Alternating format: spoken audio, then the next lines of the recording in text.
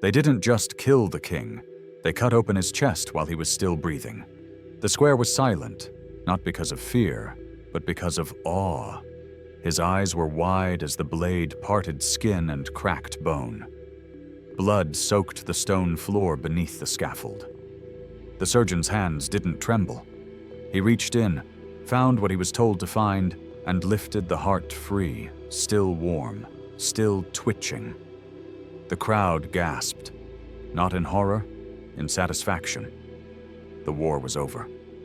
King Aldrich of Vernhall, the tyrant of the Iron Marches, the butcher of Elwyn, was dead. But it was what happened next that turned an execution into legend.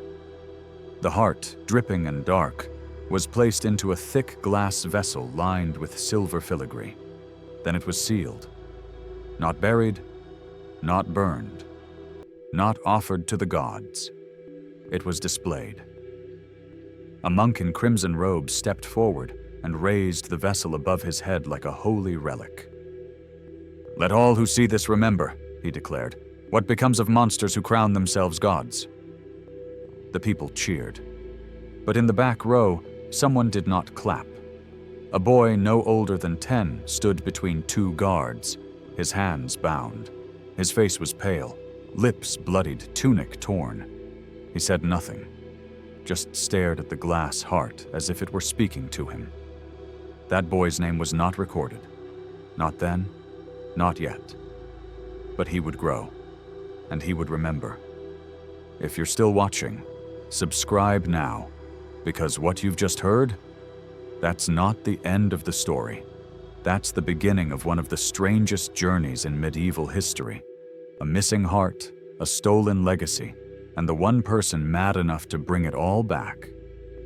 23 years later, that boy, now a man, wakes in a monastery on the edge of a dying forest. His name is Thomas. He has a scar across his chest, though he's never spoken of how he got it. He works in silence, sleeps little, and writes letters he never sends. The other monks call him the Quiet One, but the abbot knows more. One night, after Vespers, the abbot calls Thomas into the library. Candles flicker. Rain patters against stained glass. The old man says nothing for a long while. Then, "It's gone." Thomas blinks. "What is?" The abbot leans closer. His voice is brittle. "The heart." Thomas feels the chill before the wind even stirs the window. "You kept it?" "It was moved here after the fall. Kept sealed. Guarded. Forgotten." "Why tell me now?" "Because someone has taken it, and we need you to bring it back." Thomas laughs, a short, bitter sound. "You think it matters, after all these years?" The abbot doesn't blink. "I think you were the only one who never stopped watching it." Thomas stands. His breath feels heavier than it should. "Who stole it?" "We don't know. But they knew where to look, and they left no trace, except this." He holds out a scrap of parchment. One sentence, scrawled in fading red ink. The heart still beats. Thomas folds the paper without reading it twice. He doesn't ask permission, doesn't ask for supplies. He just walks out into the storm. Because 23 years ago, someone killed his father in the name of that king. And if the heart is back in play, then so is everything that was buried with it. Everything. The rain followed Thomas for 3 days. Cold, slanting, relentless. It turned the roads to sludge and the sky to a gray smear above black trees. His robe clung to him like a second skin, heavy with water and dirt. But he didn't stop. Not when his boots began to split. Not when the blisters opened. Not even when the hunger started gnawing in his gut like a trapped animal. On the 4th morning, he reached the ruins of Veldorn Abbey. Once a fortress, now a carcass of stone and rot. The crows scattered as he entered through what had once been the main gate. The bell tower leaned like a drunk. The floor was broken teeth, but someone had been here. Fresh prints in the mud, bread crusts only half eaten, a broken wax seal, red with the crest of House Lendholm, a house that had sworn loyalty to King Aldrich in the final days. Thomas crouched, ran his fingers over the seal, then looked up at the shadowed archway that led deeper into the crypt. He didn't speak. He didn't pray. He drew the knife from his belt, short, dull, the same one he'd used to carve meat in the refectory for years, and stepped into the dark. It smelled of mold and blood. In the lowest chamber, he found the second clue. Not a person, a body, a woman, face down, throat cut clean, no sign of struggle. Her clothes marked her as a courier, not a fighter. Around her neck hung a thin leather pouch. Inside, a letter addressed to Lord Galrin of Lendholm. The parchment was blood-stained, but legible. Thomas read it aloud, voice flat. To be delivered upon successful extraction. The artifact has been retrieved. Arrival estimated within 3 days. Condition: preserved. No mention of the heart, but no need. Thomas folded the letter and tucked it into his tunic. Back outside, the wind had shifted. The rain was dying. He lit a small fire in the broken bell and watched the flame dance. He wasn't surprised, not by the body, not by the seal. What surprised him was how calm he felt. He should have been shaking, but he wasn't. They were moving the heart. That meant it was real, still sealed, still dangerous. He hadn't come to return it. He'd come to bury it forever.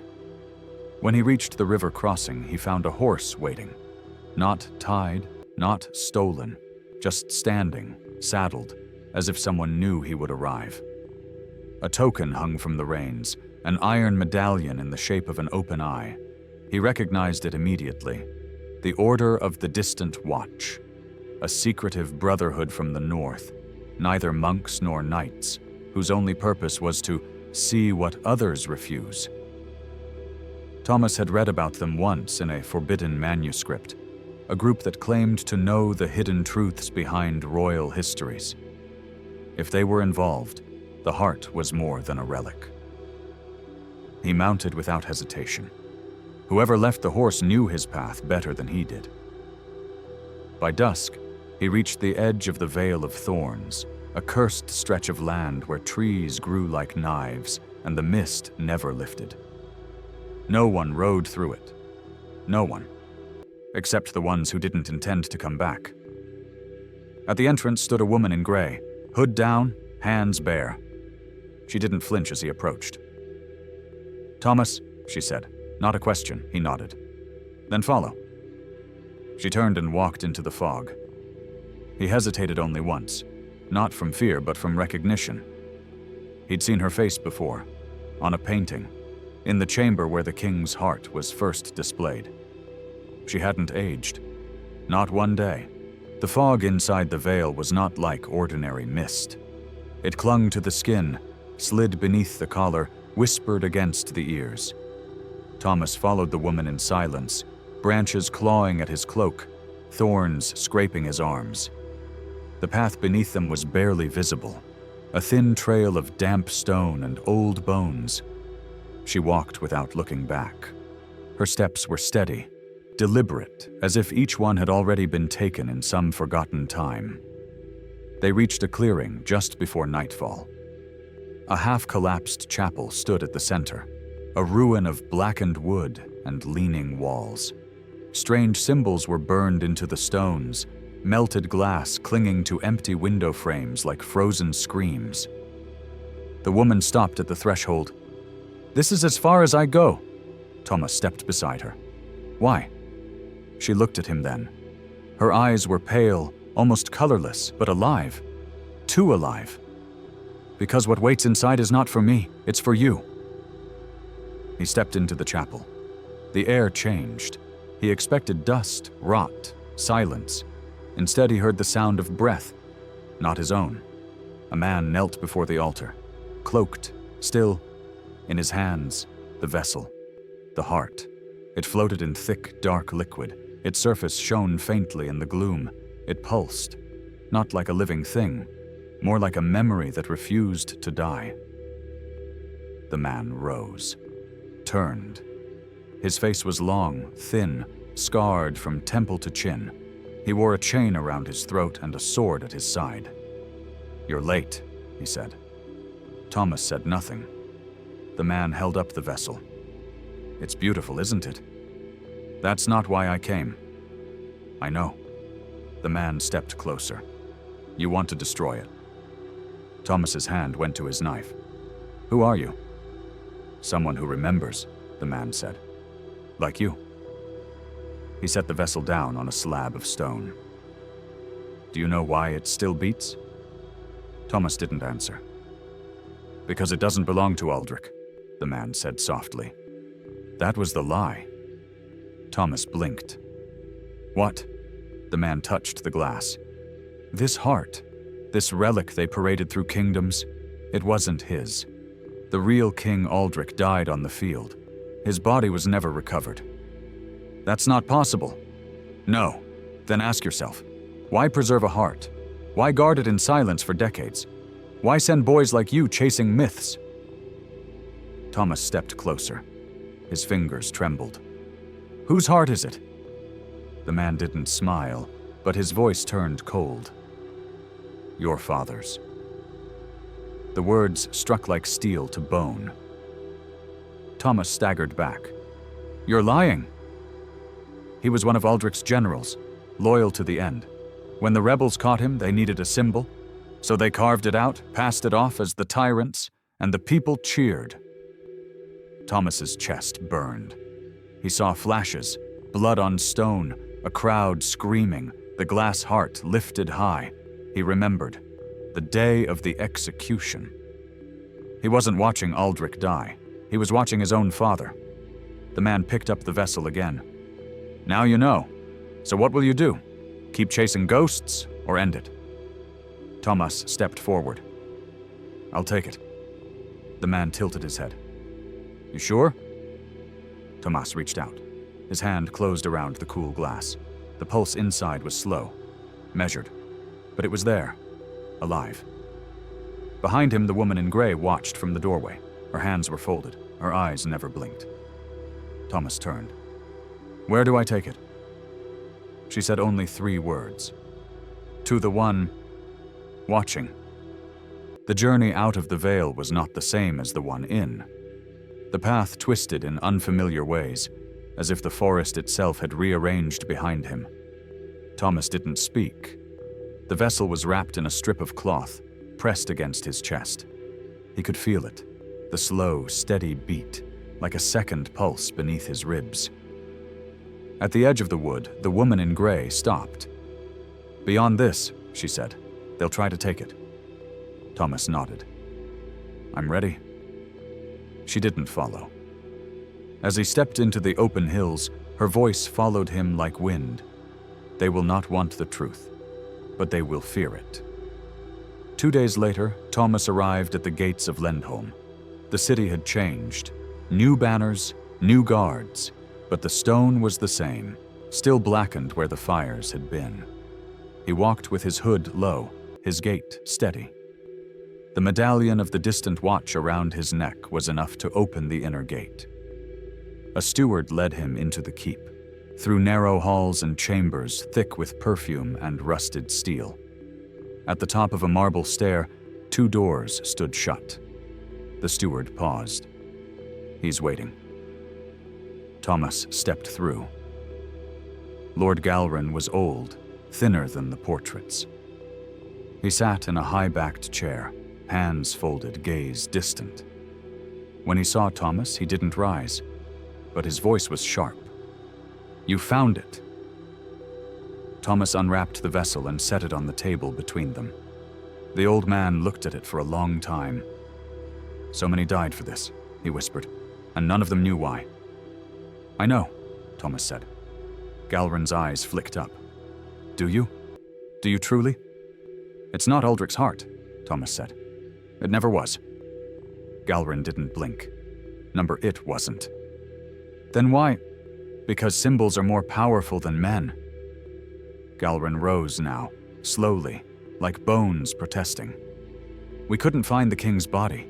The war needed closure. We gave them one. You murdered an innocent man." I murdered a general who burned villages for his king. Thomas stepped back. He was my father. Galrin's expression didn't change. Then you know what loyalty looks like. A guard stepped into the room, another behind Thomas. Galrin nodded once. Take it to the vault. No. Thomas gripped the vessel. It's not yours anymore. The guards drew swords. Thomas didn't flinch. Galrin's voice was quiet. You won't leave this hall. I don't need to. From the doorway came another voice. Calm. Cold. You're wrong about that. The woman in gray stepped through. The guards froze. Galrin stared. You... She nodded. You buried one truth. I brought another. From beneath her cloak, she drew a seal, not wax, but bone, carved with the mark of the order. She turned to Thomas. You are no longer a witness. You are the keeper. Then to Galrin. And you are finished. The guards hesitated. One stepped back. Thomas stepped forward, placed the heart on the floor, and with a single strike of his blade, cracked the glass. The liquid spilled like blood across the stone. The heart did not beat again. Galrin stumbled. The guards did not move. Thomas turned away. Behind him, the woman knelt, gathering the pieces. And outside, the bells of Lendholm rang, not in celebration, in warning. By dawn, the story had already begun to change. They said a relic had been shattered, that a secret order had returned, that Lord Galrin had collapsed in his chambers without a wound on him. They said the bells of Lendholm rang for the first time in 2 decades, not because of a birth or a coronation, but for the death of a lie. Thomas walked alone down the southern road. No guards followed, no horns sounded. The woman in gray had vanished before the first light broke. In his satchel was a pouch of shards, glass, silver, and something darker. He didn't know why he kept them. Maybe because he wanted to feel the weight of what he'd done. Maybe because he didn't trust the world not to rebuild it. He passed quiet villages and silent woods. No one recognized him, but some watched him with the kind of glance reserved for those who have been near something unholy. He didn't blame them. At the edge of the old battlefield where Aldrich had last fought, or where they said he had, Thomas stopped. The grass had grown over the bones, but the land still remembered. It was too still, too clean. He dug with his hands, no tools, just fingers and resolve. An hour passed. Then 2. Finally, he found what he needed, a hollow beneath the roots of an ash tree, just deep enough. He placed the pouch inside and covered it with soil, then with stone, then with silence. No words, no prayers, just a long exhale. He sat there until dusk. The wind moved through the trees like a hymn with no melody. When he stood, he left nothing behind. Not a mark, not a monument. Some truths didn't deserve to be honored. They only needed to end. Back at the monastery, the abbot received him with no questions, only a nod. You saw it to the end? He asked. Thomas nodded once. And the vessel? Broken? Gone. The old man closed his eyes. Then it's finished. But Thomas didn't answer. Because it wasn't. Not really. He still saw the heart when he closed his eyes. Still heard the crowd. Still felt the weight of blood not his own. But he also saw something else. A boy standing in a square, watching a lie become history. And now, finally, watching that history bleed away. He didn't take vows again. Didn't return to the scriptorium or the refectory. He tended the garden in silence, repaired roofs, dug graves, read old texts by candlelight, and sometimes newer ones left by visitors who never stayed long. Years passed, and then, one winter morning, a rider arrived. She wore no gray cloak, no insignia, but her face was familiar. She didn't speak, just handed him a folded letter. He opened it slowly. Inside, a single line. There are other relics. Thomas looked up. The woman was already riding away. He stood there for a long time, letter in hand, breath clouding in the cold air. Then he went inside, lit a lamp, and began to pack.